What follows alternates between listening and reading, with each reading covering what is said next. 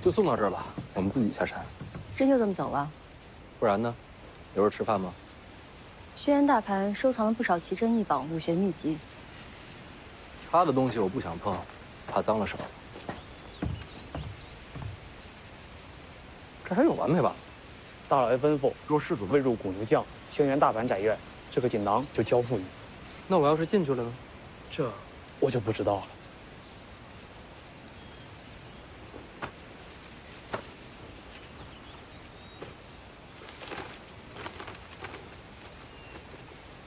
世子不负辉山，辉山必不负世子。我爹的话就是我的话。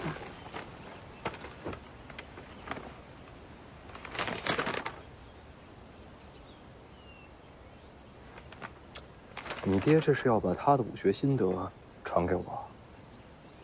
世子应得的。小爷不要。世子，轩辕进城最后登临陆地神仙之境，他这本心得堪称神物啊！我有我自己的路走，何必学别人？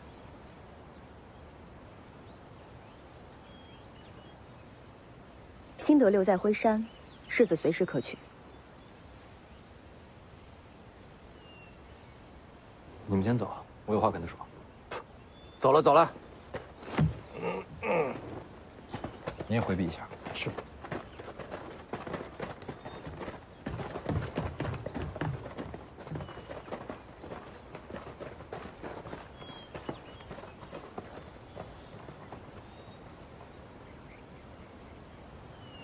你呀，你不用一句一句小心翼翼的，我就跟你明说了，就你这样要胸没胸，要屁股没屁股，还整天苦着一张脸。本世子对你没兴趣，把心塞回去，踏实办事儿，啊！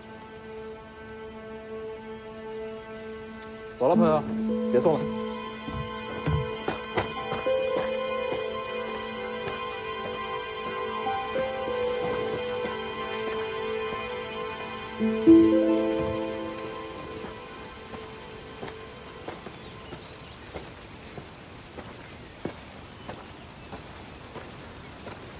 怎么了？问你个事儿。说。你来辉山到底是行侠仗义，还是早有预谋？辉山轩辕家族确实早就在我计划之中，但毕竟来辉山之前，不知轩辕家族中人品性如何，最后选择了帮轩辕清风，也是种必然吧。按你的意思，就是行侠仗义了。但行好事，莫问前程，但往往有的时候，行了好事，才会有好前程。哼，云里雾里。你借船还要干什么？我不是说了吗？不到最后时刻，谁也不告诉你。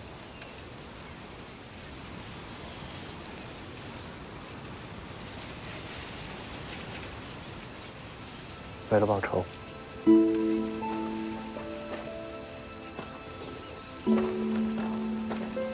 江宁啊，我也说不出为什么。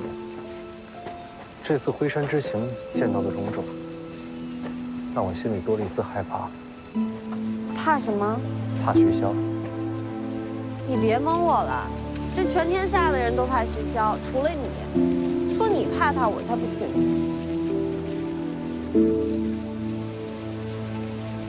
我是怕他老。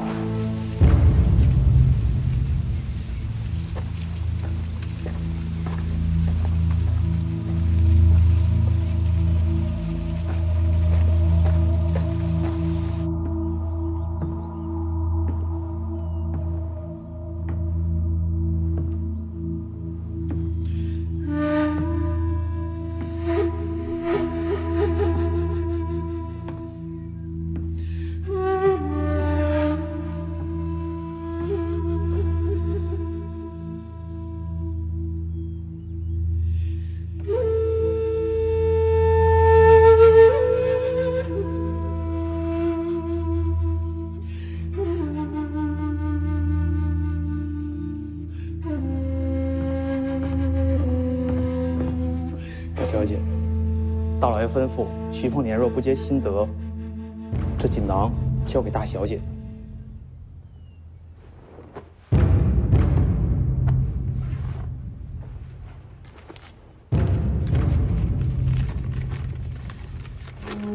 徐凤年若不取新德，未来岁月必入天下，可谓辉山百年盟友。我爹究竟准备了多少锦囊？我这里只有这2枚。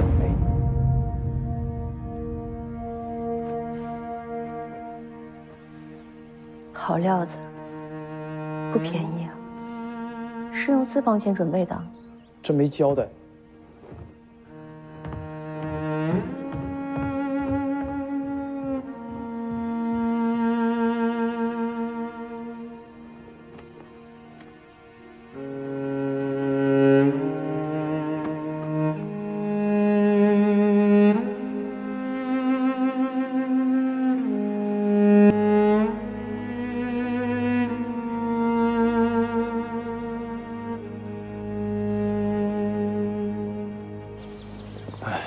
可惜了那本心得了。没拿就好。啊，前辈此话怎讲？武学不是烩菜，越杂越好。你小子想将他人道路啊，心境上倒是有几分两袖清舌的味道啊。还有心境这么一说？我当时想的是，我把这册子拿了，那帮他的恩情不就扯平了吗？这么大个轩辕家，以后用得着啊。不过前辈这么一说，这心境上也说得通。看来我是武学奇才啊！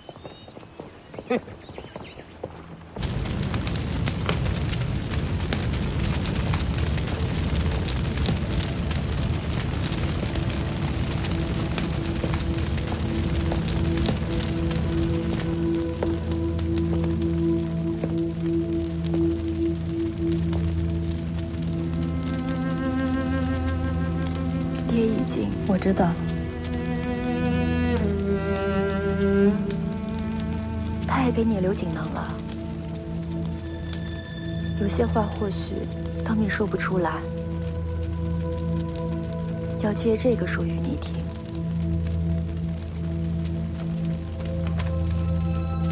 一个字没有。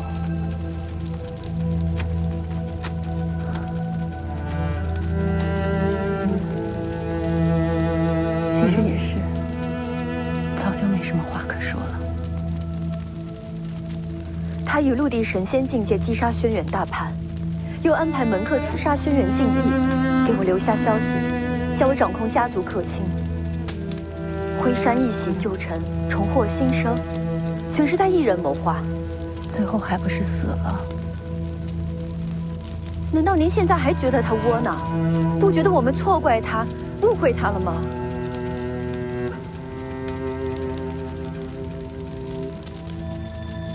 北凉世子呢？对你有什么打算？若能做个王室侧妃，也未尝不可。辉山百年基业做嫁妆，也不委屈你。让娘失望了。世子可瞧不上辉山，也没打算要我。他现在不要，将来却未必。娘这是盼着把我卖出去。各取所需，还不是求人？人活一世，哪有不求人的？我想试试。不做王室侧妃，也不要紧。如今风雨飘摇，借北凉之势稳住辉山。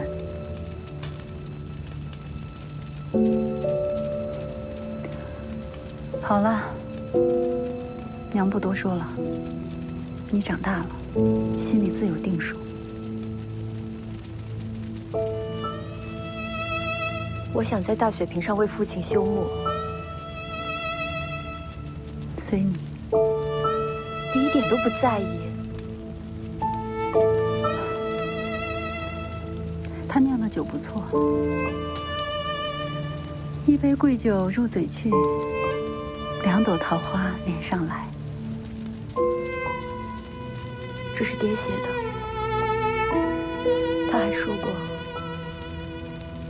山上那株老桂，每到秋日，桂子如玉，容而不媚。这话就好似他为人处事。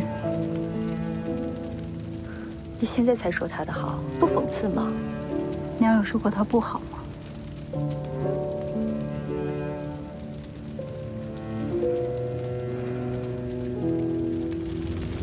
爹为我们读书20年，终于读成了这世上最隐忍的陆地神仙。你放心，爹耗费心神留下这局面，我拼死也要让辉山不倒。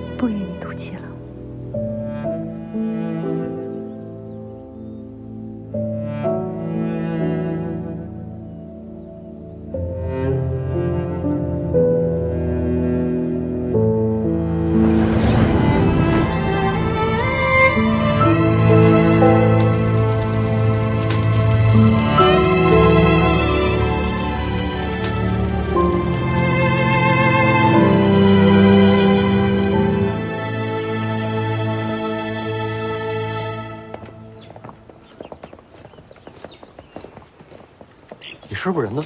他被叫下山了。出事了？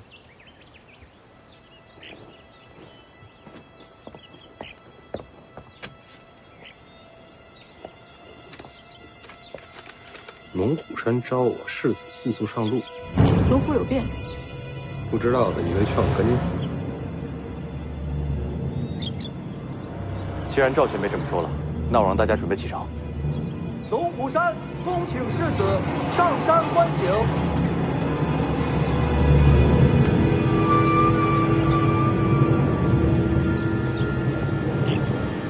不用管他，我们走。我能走，黄马怎么办？龙虎山天师府，天下第一门派，见识见识。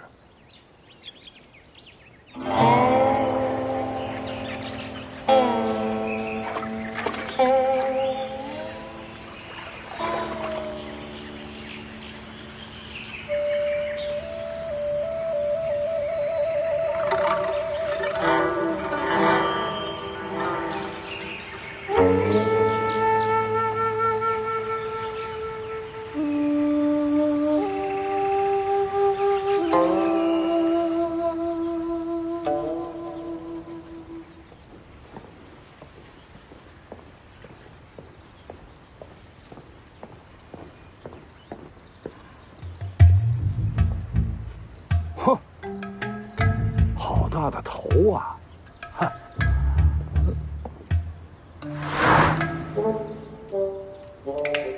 东西最好。怎么，这天师府要改商铺了？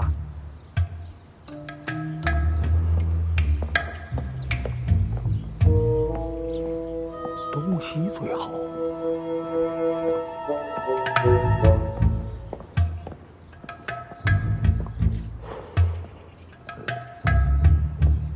东西最好。不是咱们写的，不是咱们写的。你们别跟着，我一个人上山。不行。黄毛听话，哥上山谈事儿，你在这儿等我。那我等哥。世子出行，身边总要有个丫鬟陪着吧？不用。又不动手，真要动手的话，你们上去结果都一样。要不你这身份没法上山。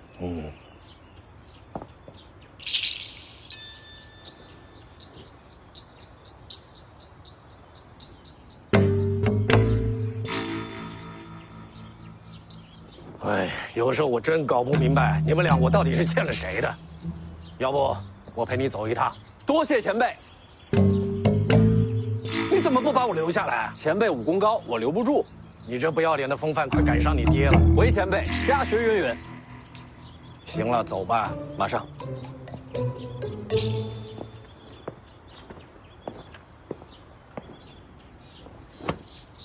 你这一路算是走到终点了。到了龙虎山，我会自行离队，以个人身份救出小龙。回北凉后，我自会寻军政请罪。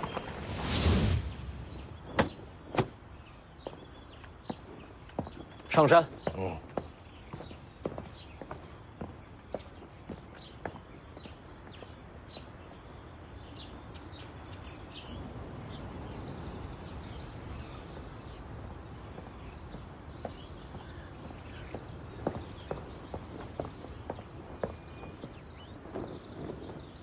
掌门，赵熙团到了。你怎么不出门啊？闭个关。你闭关啊，还让我上山来呀？是我请您上山商量大事儿。哦，单凭回山了。大不大事儿先不说，门口那字儿怎么回事啊？啊，我才听掌门说了，是个小和尚写的。小和尚？对呀。前几日小和尚带了个小丫头，登山论法来的。两禅寺来的。小孩心性，论法在乎胜败，还赌了输赢啊。论输了吧？输了2场，让小一辈和他辩论，小和尚尚有几分慧根呐。小和尚是书画双全呐。哎，那为什么要写东西最好啊？东西是那小丫头的名字。哦，大脑袋呢？小和尚画自己，逗小丫头开心呐。有意思。那为什么不把它擦了呢？留着也好，让小一辈们有点羞耻心。好了，论法之事暂且不提，咱们先商量正事。我已多年不问世了，还特意把我召上山来，这该多大的事儿啊！也不算什么大事儿。就是杀个皇子，再加个徐凤年。才下飞山要上龙虎，这一天可够忙的。前辈，这龙虎山不好上，更不好下。我先跟您交个底。这龙虎山呢，明面上就4大天师，掌门赵丹霞，辈分第一赵希义，还有一个常年驻守京城的赵丹平，再就是黄毛儿的师傅赵熙团赵老道。他们4个应该都不是天象境，但您也说过，境界未必代表战力，他们4个可能不弱于轩辕大盘。你跟我说这些干嘛？您也交个底，这4个一起上，您打得过吗？我干嘛跟他们打？那万一他们要害我呢？干嘛要害你？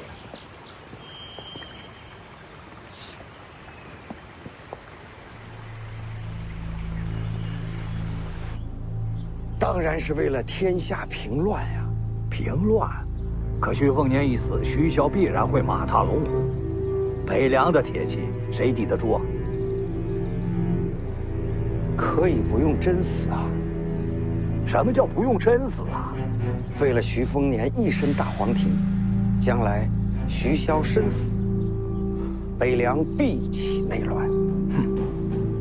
徐骁已经安然离京，正在返回北凉的路上。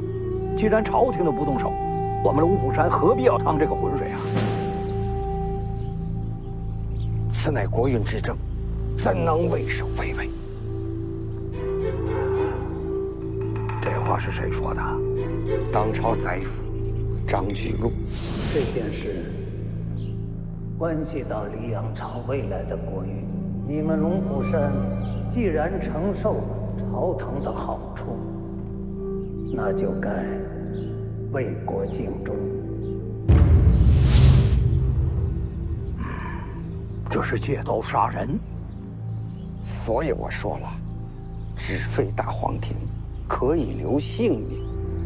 我们龙虎山不是他张居禄的门客。您有没有想过，徐凤年一身大黄庭，传自武当，他若接掌北凉，武当必将趁势而起。我们只要防患于未然呐，事成之后，可以将这一切推到张居禄的身上，让他来承受徐骁的怒火。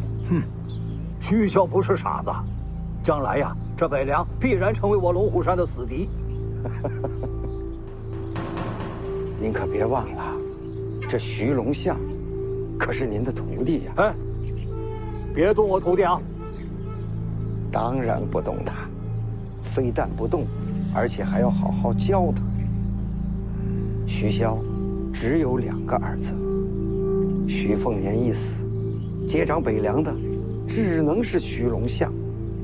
此事若成，宰辅欠我龙虎的恩情，朝堂要赞我等的忠心，武当从此没落，北凉之主最终将是我龙虎门徒，这一石4鸟，必将成就我龙虎100年之计呀！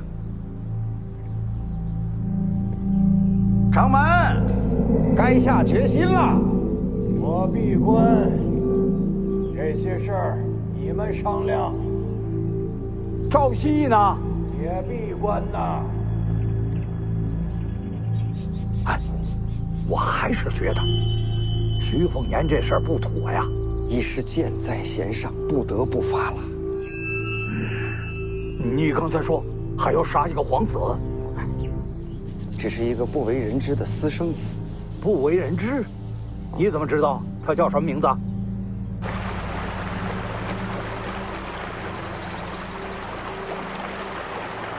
你到底是谁呀？赵凯。当朝皇族姓什么？也姓赵啊。就凭这个姓氏，你说我能不能给你前程？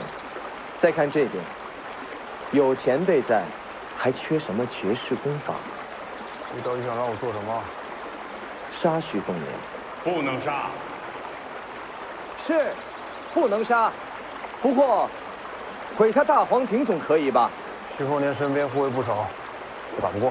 没有让你打，你只要把他引到这里，自然有前辈亲自动手。为什么是我？徐凤年刚下辉山，你就跟他说轩辕清风另有阴谋，他绝对有兴趣。毕竟，他知道你曾是轩辕门客，之后你只要把他骗到这里，即可。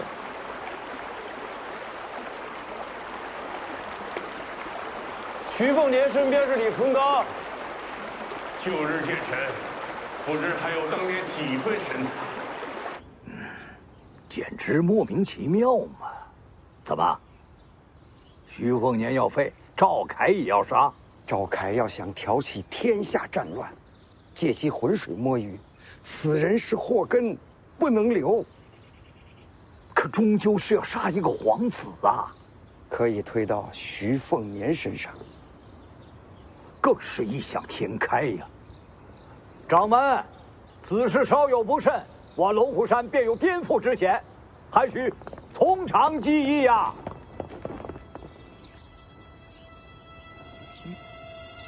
当断则断，别再计较了。徐凤年已经到了府门之外，我亲自动手。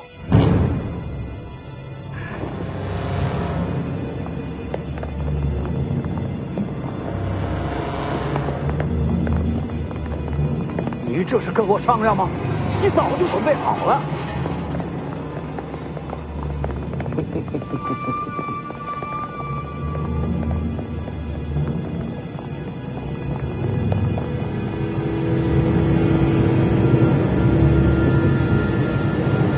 都叫我青瓷学师，只记得我手中笔，却忘了我也提剑。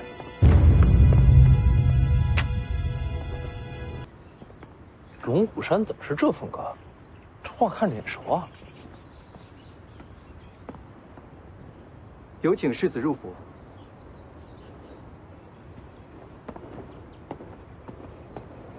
这气氛可不太对啊！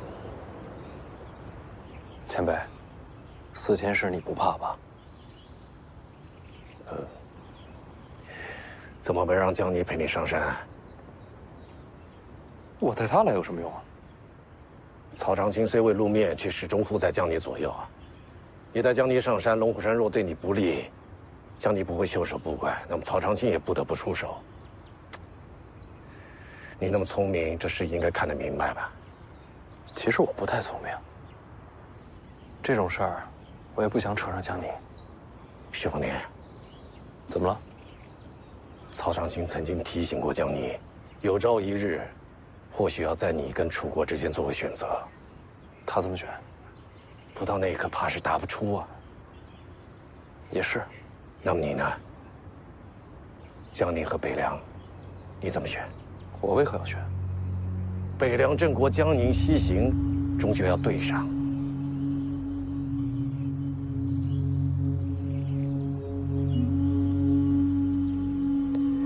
这人间黑白不明，对错难辨，哪来什么必选之决？我徐凤年不会让自己走到那一步。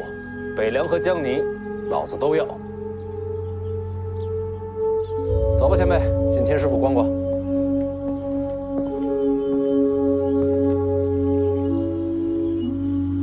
前辈，原来可以都要。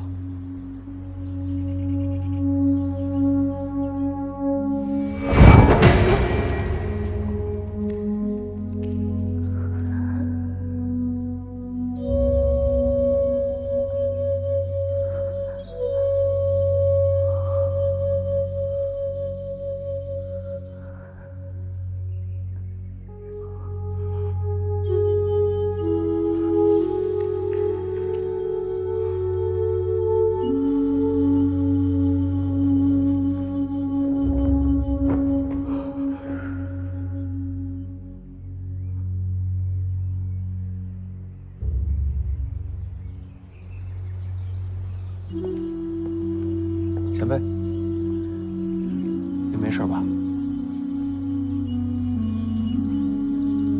多年前，我来过龙虎山。我听说过，您上龙虎山挑战当年掌门齐玄真。其实我是来找他要续命金丹的。救人？是啊。救成了吗？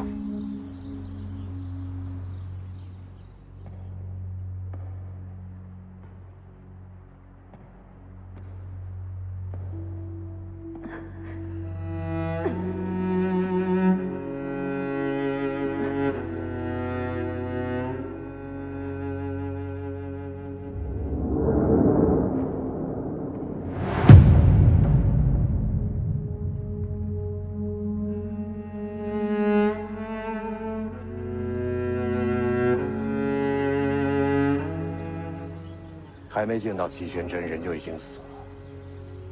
那人对你很重要吧？怎么死的？被我亲手杀死的。他死了之后，我还是去见了齐玄真。我逼得齐玄真与我论剑，仿佛4个人也没什么大不了的。当时只讲了武道剑理，并未动手。可我却剑心大乱，输得彻彻底底，甚至境界都跌出了天下。之后下山与人交手，断了手臂。如今想来，恍如隔世啊！要不是齐宣之乱，我剑心又何至于此？乱你剑心的，真的是齐玄真吗？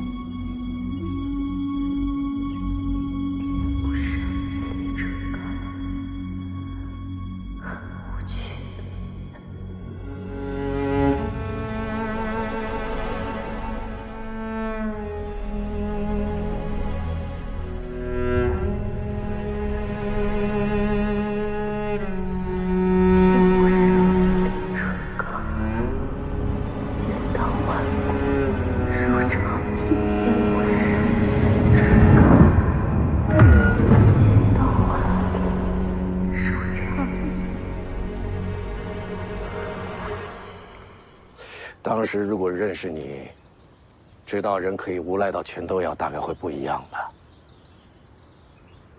对你很重要的人，你为何要杀他？是他想杀我，却又收了手。她是我仇人之女，相遇之后却下不了手报仇，要么杀我，要么被我杀。她选择了后者，还挑了个好时机。怎样的时机？当时我的木马牛被王先知折断，他怕我坏了自信，选了这个时候与我交手，还死在我剑下。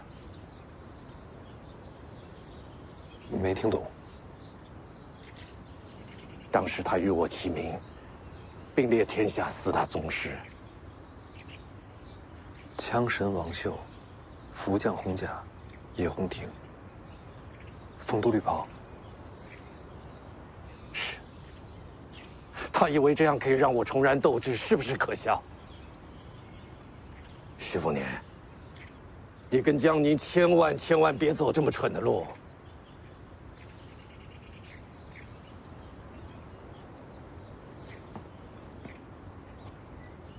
不如咱们打个赌。不管命运使然也罢，天意弄人也罢，我徐凤年总要选自己想走的路。赌注是什么？好好活着，看我疯狂！混蛋小子，走吧，前辈，陪你故地重游，再逛一次天师府。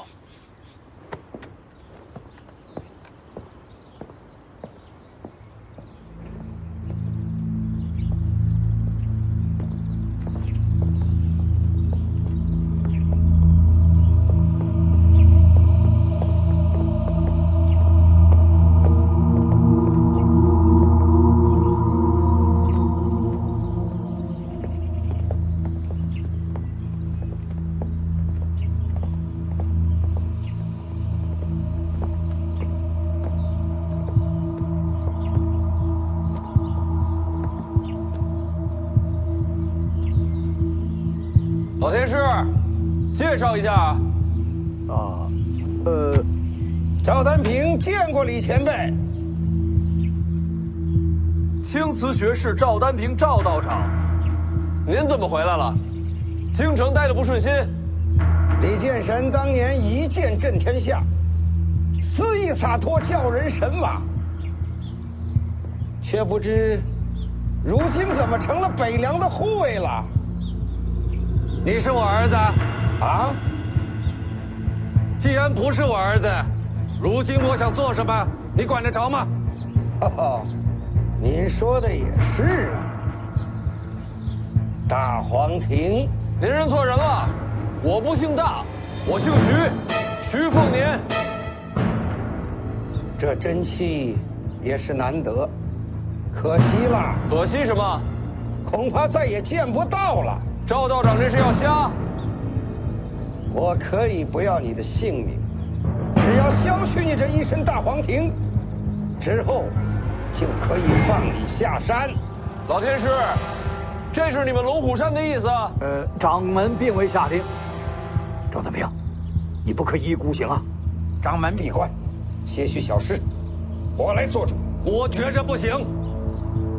李前辈，这里可是龙虎山。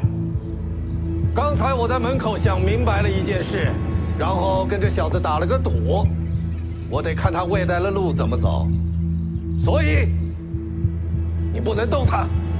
可你现在连剑都没有。谁说的？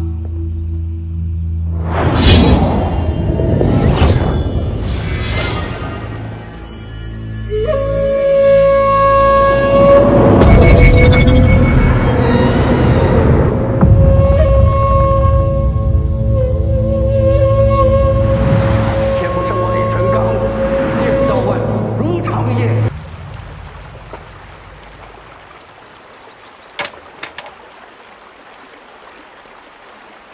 李淳罡重入陆地剑仙之境。陆地剑仙？他不是境界大跌了吗？不是连天象都不到了吗？怎么会成了陆地剑仙？剑神啊！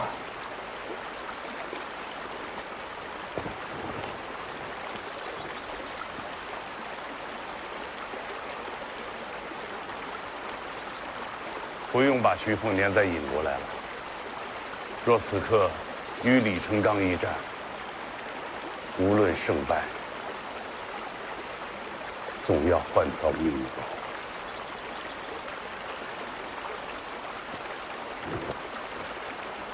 晚辈明白。你还有最后一个机会。武帝城，王先生曾经折断李淳罡佩剑木马牛，如今李淳罡重入剑仙境，到了武帝城，怕是要和王先生再战一场。到时徐凤年身边可没第二个剑神了。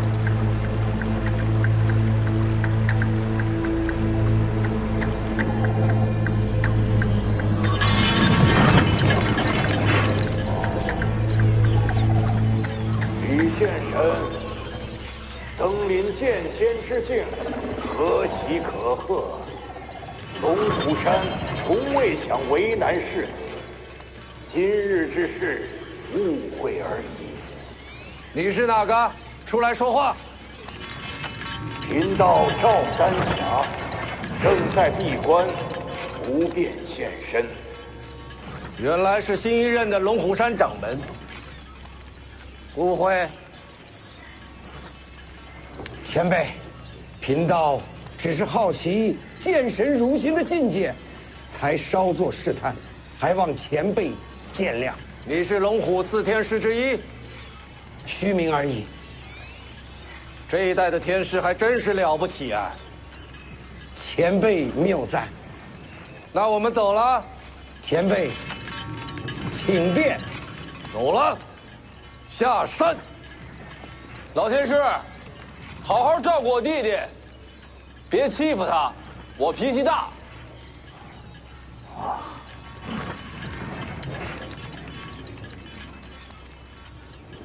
走了。前辈，还是把剑留下吧。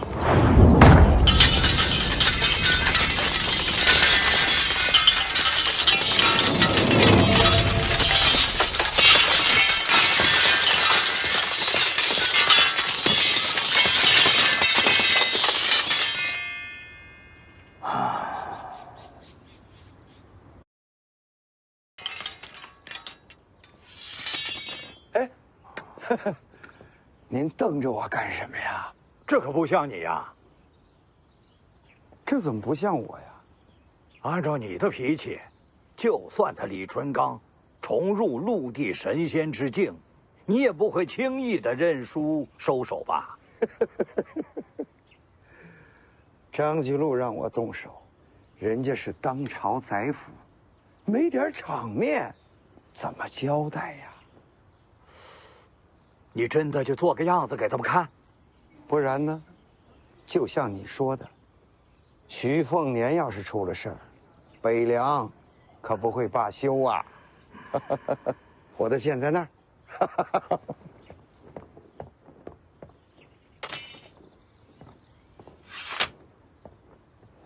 我先告辞。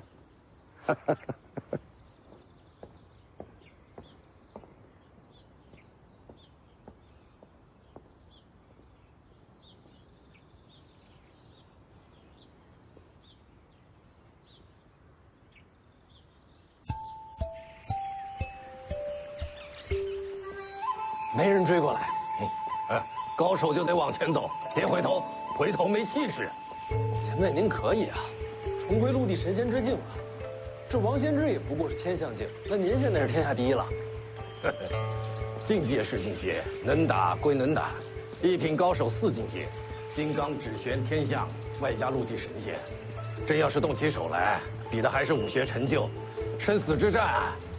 陆地神仙也未必能赢得过前3种，尤其是王仙芝啊，绝不能以境界论高低。那境界还有什么用啊？心境不同，领悟也不同，往前走的路自然也不同。走什么路？现在当然是下山的路啊。那行，那不聊王仙芝，那里面呢？您刚才初见，能不能平趟龙虎山？人外有人，天外有天呐。龙虎山与那2禅寺南北对峙1000年，那是什么样的底蕴？天知道还藏了多少老家伙啊！小子，你要明白啊，这高手过招跟野牛打架是一个道理。什么野牛？野牛力大无穷，牛角尖锐，可互相之间打架，大部分就撞个2下，差不多分个高低，也就得了。您直接说刚才初见是唬人呗。天天生死斗，江湖上还能活下几个人？前辈，您都陆地神仙了，说话能不能带点仙气儿？能啊！这高手过招跟仙野牛打架其实是一个道理。行，道理我都领悟了，您别说了，听不下去。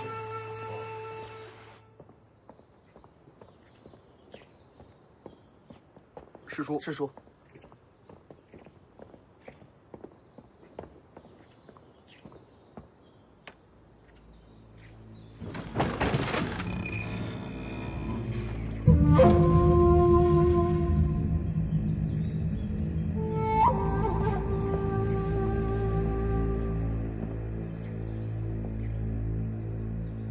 殿前试探，出乎意料，李重刚已重回陆地神仙之境。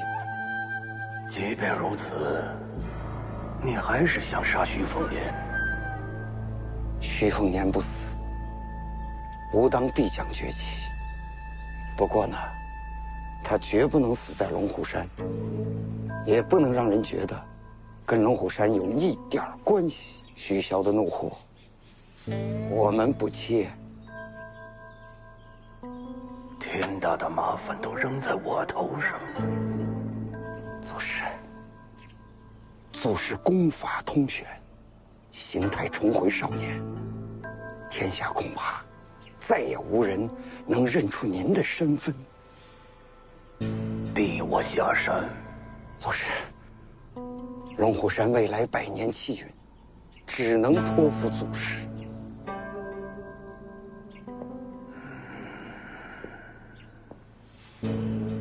祖师，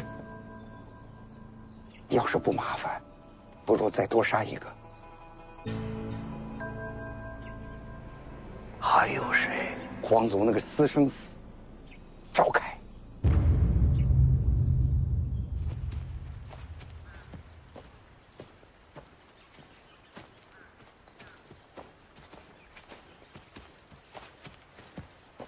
武帝城不是这边啊。你去武帝城有事？刚才钓鱼那前辈不是让我们去武帝城吗？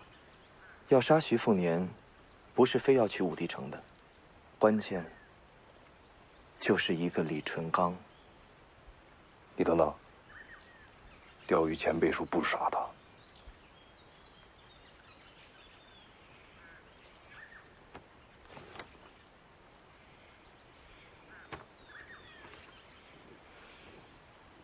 轩辕家压箱底的绝学，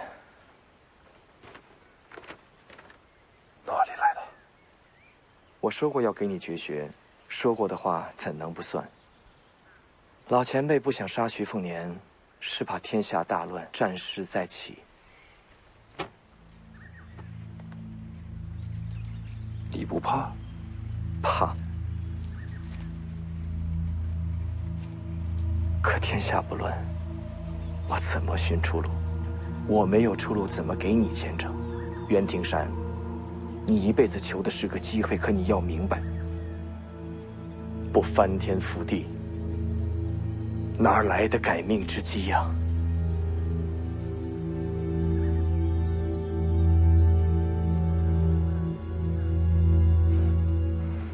你若怕了，现在可以走。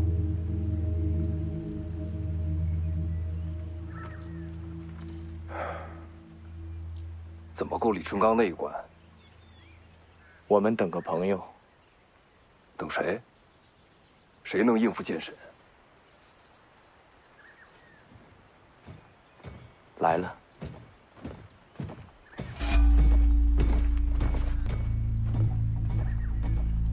他追杀过我。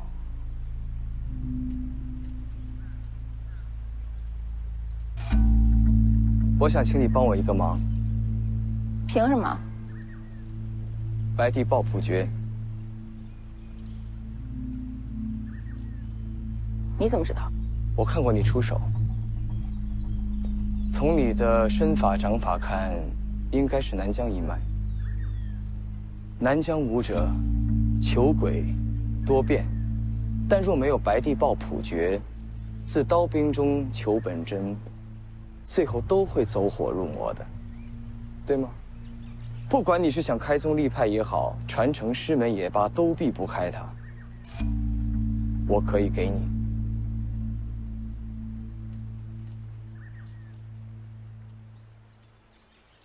你们两个以后不准再乱跑了，特别是你，听到没有？小王爷，你有事？奉子营5点将军宁峨眉向小王爷请罪。末将想继续护送世子前行。你本来就该送啊！末将本是来跟随小王爷的。跟随我？小王爷天生神力，骁勇无双。末将本以为世子无能，所以觉得决心护住小王爷接掌北凉。那现在呢？现在，经过这一路以来，我觉得什么？我觉得世子或为明主。那很好啊，北凉本来就是我哥的，谁也不许抢。小王爷，就算我也不行。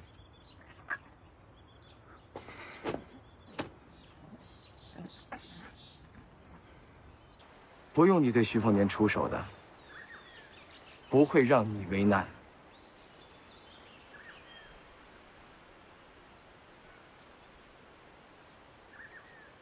你要我做什么？我想见见李成刚。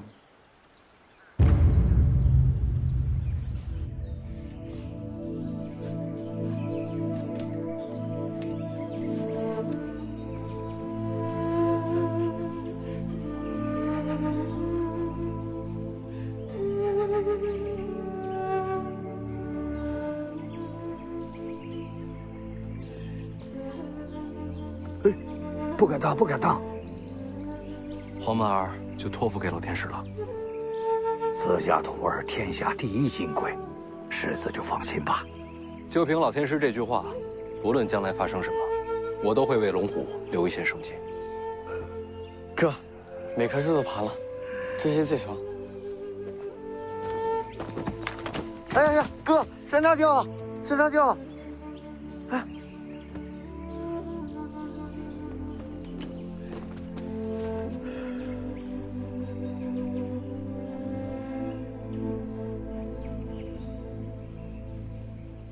怎么没见到舒修？他没上船吗？没他。这不在这呢吗？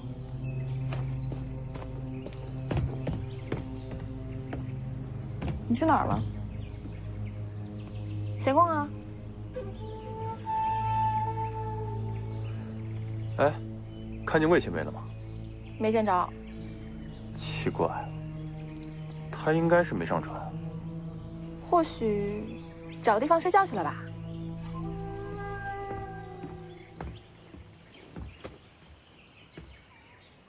那我找人找一下。不用了，好了。好啊。山楂好吃。你等等。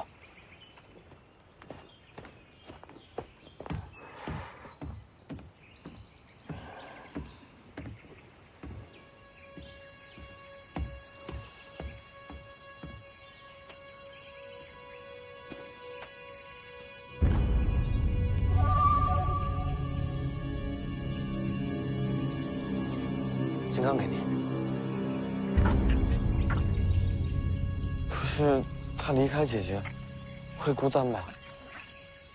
是家人就会重聚，好好保护他，等你回家。嗯。杀徐凤年和赵凯的事儿，掌门知道吗？掌门闭关了。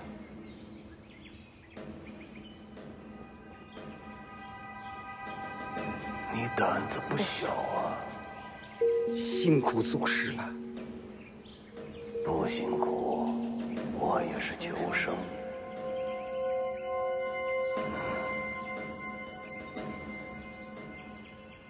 瞧着我返老还童，其实内里已油尽灯枯，死去不远了。祖师，怎会如此啊？要活下去，就只能飞升为仙。李淳刚和王献之若有一战，便是人间决定，或许便能借机敲开天门，寻得一线生机。祝祖师寻到飞升之路。我去也。祖师，您是打算暗中跟随吗？我打算上船，跟徐凤年一路同行。可是，怎么才能混上徐凤年的船呢？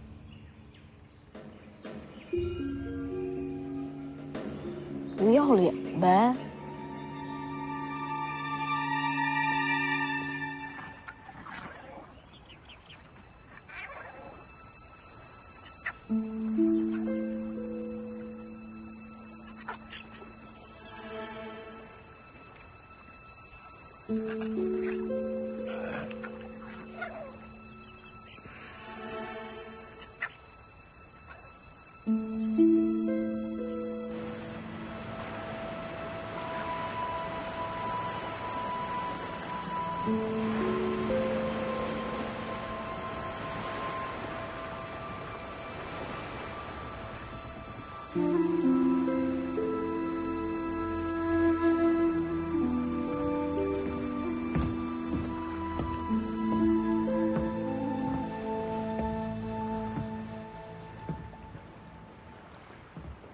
你没留下。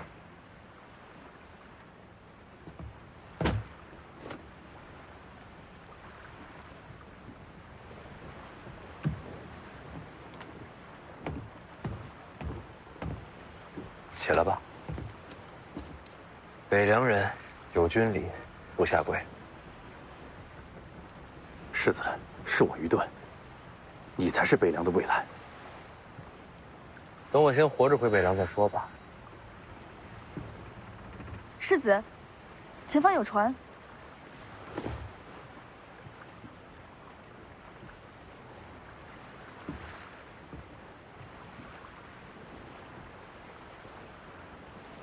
好像也是轩辕家的船。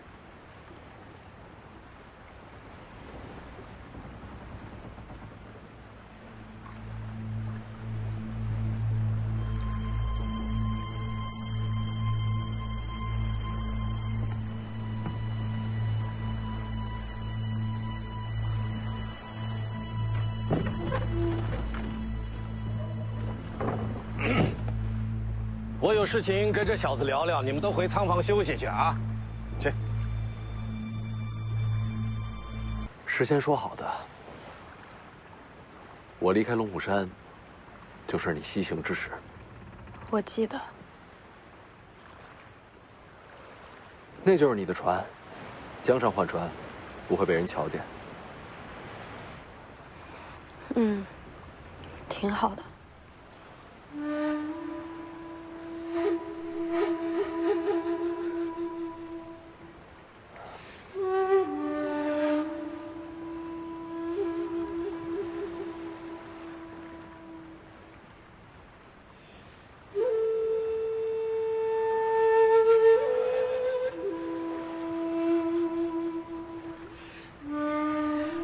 黎阳立国以来，蜀地混乱不堪，汉军马匪蜂拥四起。这些人大多数是当年前往蜀地躲藏的楚人老兵。我知道。就算你是公主，要收服这些人到你的麾下也并不容易。楚国皇室当年的情分，到现在怕是已经磨灭殆尽了。有其赵叔叔，曹长青怕是不能日夜守在你身边，你自己小心。嗯。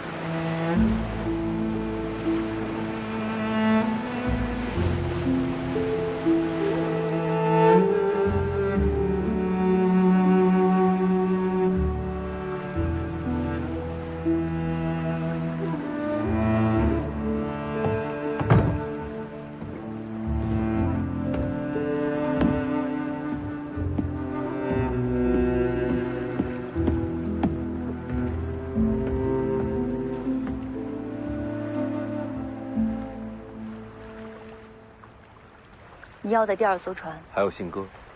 魏舒阳跟我说了，信鸽就在货舱，若要传讯，记得多放几只，免得路上意外。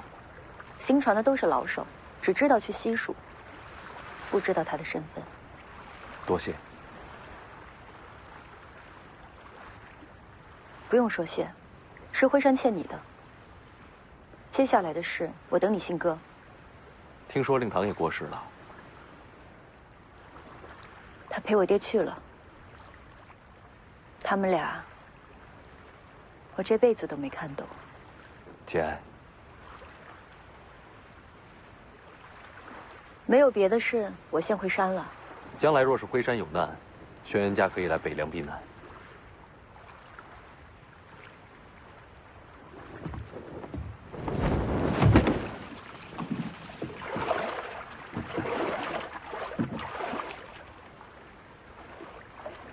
他和刚见面的时候不一样了。是改变人。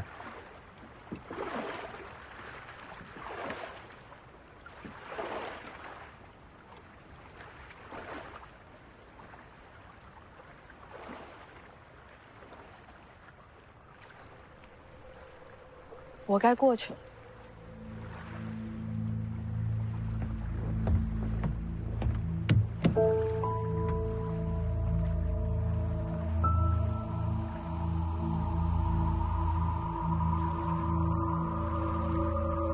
老头儿，我走了。回头上西蜀找你。做什么？收徒。你不是都有他了吗？这小子用刀，你更适合接我剑道。再说吧，没想好吧？不急。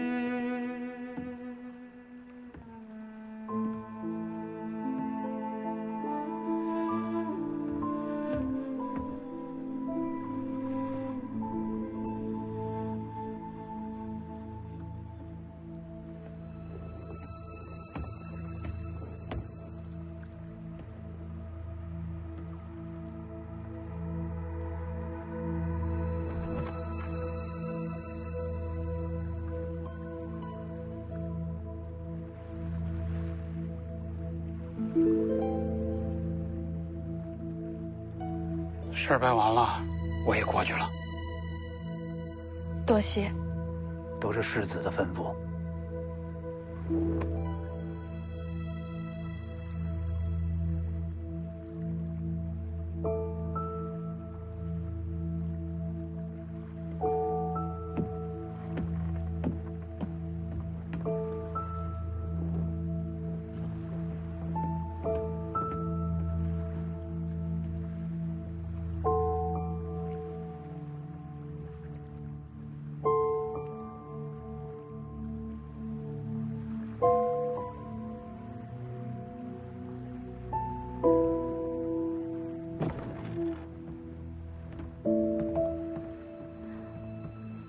殿下，这么多年了，我还从没有想过会有机会重拾公主身份。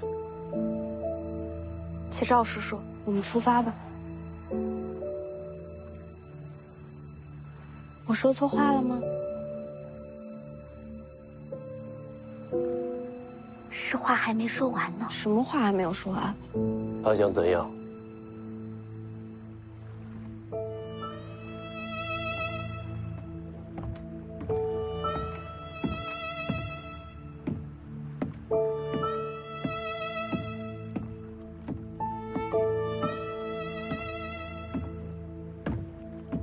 你怎么过来了？给你的。你怎么把这个给我了？送你的。你疯了！这可是你娘的佩剑啊！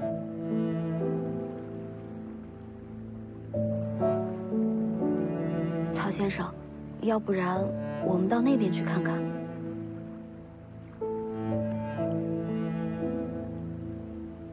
他们这一别，就不知道什么时候再见了。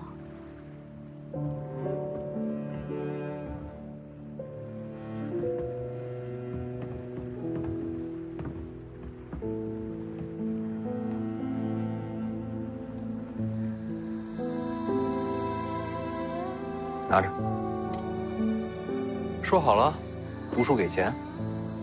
都好几天没读了。定金我定下次的。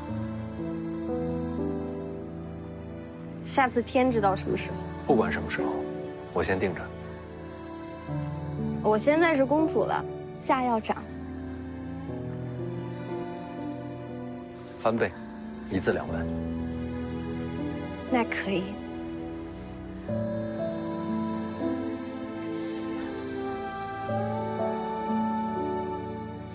你是不是也喜欢徐凤年？哪有这种事啊？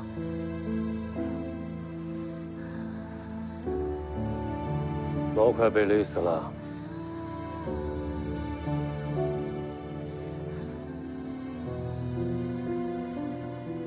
曹先生，这种事情不能乱说的。